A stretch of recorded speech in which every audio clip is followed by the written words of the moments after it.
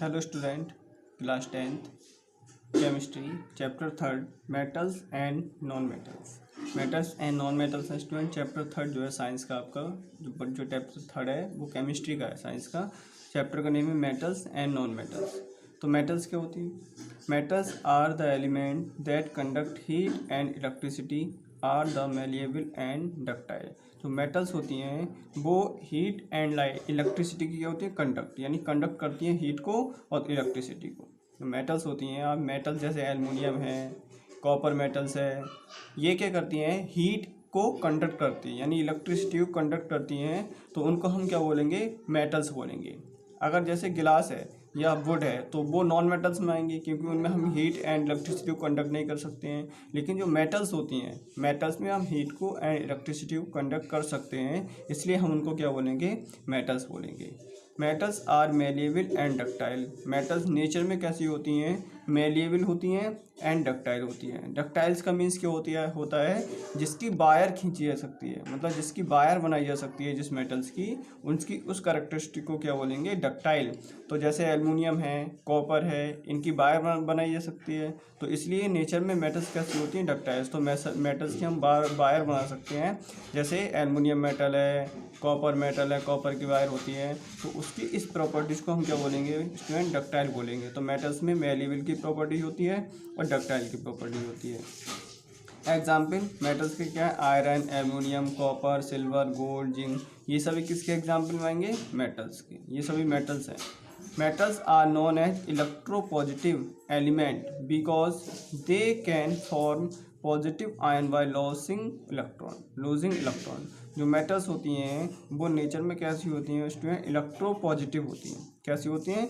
Electropositive element होते हैं। क्यों होते हैं इलेक्ट्रोपॉजिटिव? इलेक्ट्रोपॉजिटिव कब आता है? जब कोई भी एलिमेंट इलेक्ट्रॉन का लॉस करता है तब उसे प्लस चार्ज आता है।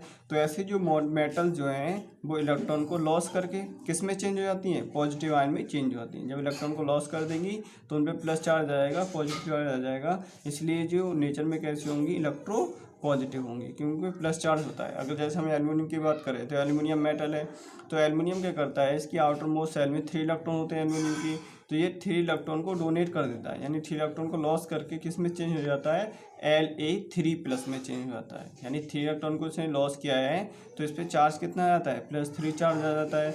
तो मेटल्स नेचर में कैसी होती हैं? Electro positive. चार्ज का प्लस चार्ज का मीन्स क्या है? Positive ions. प्लस चार्ज का मीन्स क्या है? इन पे पॉजिटिव आयंस होता है। पॉजिटिव आयन होगा तो ये इलेक्ट्रो पॉजिटिव होंगे। अब प्रॉपर्टीज़ क्या क्या होती हैं? प्रॉपर्टीज, फिजिकल प्रॉपर्टीज क्या क्या होती हैं मेटल्स में? First, metals are malleable, that is metals can be beaten into thin sheet with a hammer without breaking. इसका मीन्स क्या है? जो मेटल्स, यहाँ तक याद करना है आपको, ये इसका मीन्स है। तो यहाँ तक क्या है? Metals are malleable. Metals nature में कैसी होती हैं? मेलिएबल होती हैं। अब इसमें मेलिएबल का मीन्स क्या होता है? मेलिएबल का मीन्स क्या होता है? जैसे आयरन है, तो अगर आयरन की हमारे पास मेटल है, आयरन मेटल है, तो हम आयरन मेटल को अगर हैमर से बीटन करेंगे, यानी उसको हैमर से बीट करेंगे, हैमर से उसको पीटेंगे, तो जो आयरन है उसका एक सीट टाइप स्ट्रक्चर बन जाता है। क्या बन जाता है स्टूडेंट? एक सीट बन जाती है उसकी, बड़ी सी मेटल्स की, विदाउट ब्रेकिंग, जबकि कोई भी उसमें ब्रेकिंग नहीं होती है।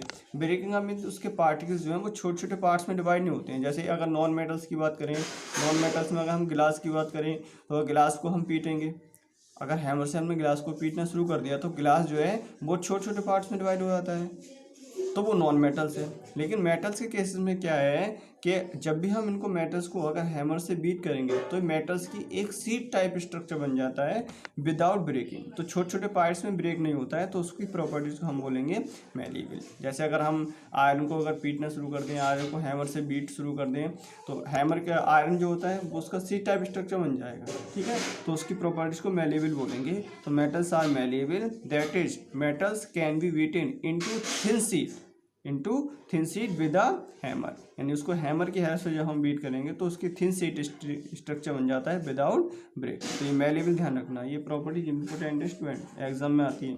2, metals are ductile. Metals nature में कैसी होती हैं? डक्टाइल। डक्टाइल्स का मीन्स क्या होता है? वायर, यानी जिन मेटल की हम वायर खींच सकते हैं, जिन मेटल को वायर में चेंज कर सकते हैं, वायर बनाई जा सकती है, उनकी प्रॉपर्टीज को हम डक्टाइल बोलेंगे। डक्टाइल में होता क्या है? That is metals can be drawn into thin wire, यानी जिसकी वायर बनाई जा सकती है, इसको वायर में चेंज कर सकते हैं, तो उसकी प्रॉपर्टीज़ को डक्टाइल बोलेंगे।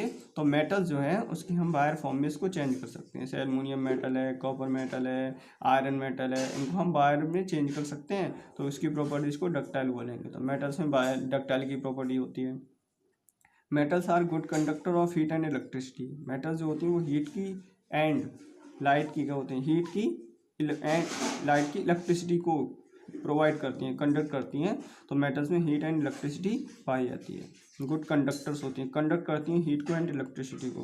जैसे हमारे घरों में जो लाइट होती है तो उसमें वायर किसकी होती है, एल्युमिनियम की, कॉपर की वायर होती है, तो उसमें क्या है, हीट एंड लाइट क्या कंडक्ट होती है, उसमें लाइट का होती है, कंडक्ट होती है। इसकी इस प्रॉपर्टीज को हम बोलेंगे कि मेटल जो है वो हीट की एंड इलेक्ट्रिसिटी की कंडक्ट होती है।